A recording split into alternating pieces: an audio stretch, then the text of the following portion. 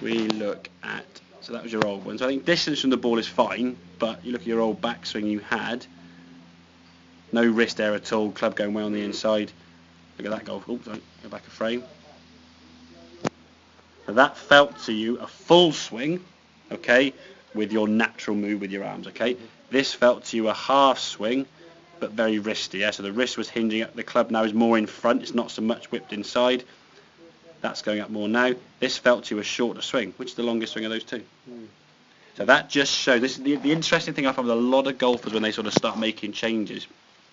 It's becoming what I call club aware. Where is that club in relation to you? This swing felt to you about there with a lot of wrist. Okay? So where you felt it was and where reality it went to, for me, the plus points of that is the fact that your left arm and the club are absolutely perfectly in line. So the club is throughout that swing perfectly square. We can return the golf club back to the golf ball now, coming down. It's a smidgen heely, as we can see the club head now is moving a little bit this way more than we want. We can adjust that throughout the swings as we go through. But the main issue for me is the fact what you felt was a half swing and loads of wrist is a perfect backswing at the moment, okay? Now in time with practice, what that will then start feeling like, this will start feeling like the one on the left hand side, your natural move, okay? Because that will become your sort of, you'll understand that, hang on, I'm actually finishing with a full backswing and the ball's going 120 with what felt a four-arm flick. There's no energy or power given into that, so it wasn't like you're whacking it far, was it? And it went pretty good distance, to be fair, just based on a correct hinge and a square club face. So for me, what you've got to try and do is sort of make some swings on the range and just, if it needs to be, maybe film yourself on the swing if you can do.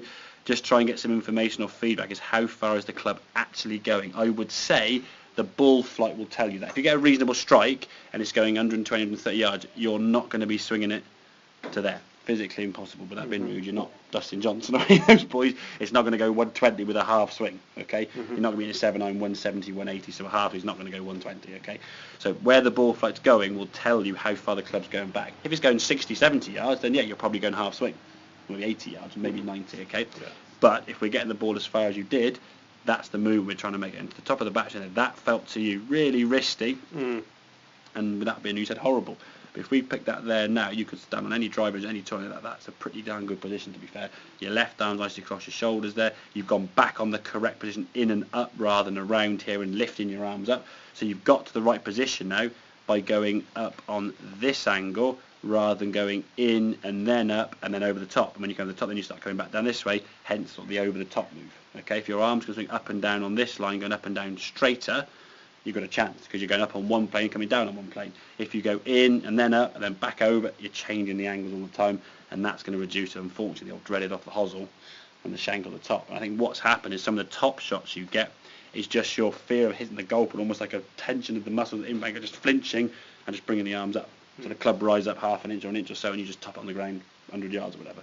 Okay, or 50 yards. So if we can get that sensation, swinging that golf club back, the first we back almost straight away hinge those wrists. A good draw you can practice now, and I'll show you in a second my sort of good drawings, is put your golf bag sort of behind you there. So you're trying to miss your golf bag as you go up.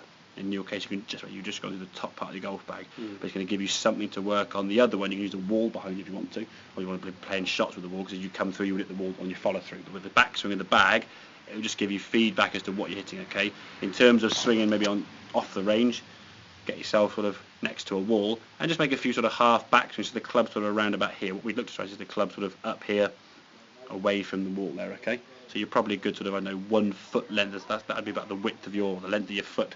So stand to the wall, put your left to your right toe, and then put your foot apart to give yourself rough distance, and you can make some swings there. I would say do it slow to start with. Maybe get head covers on your clubs. You want to make sure you dent the walls, or get an old club, because you will find instinctively you want to whip the club on the inside, okay?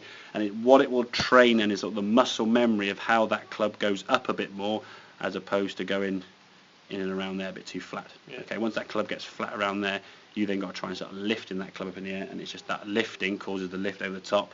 And again, with all that muscle tension that you can see you've got now, and I can feel it, and you can probably identify it now, you've got no control of that golf club. It's moving as it wants all over the place, and it's just unlucky to go anywhere. So, make sense? Yeah, good. Good, right.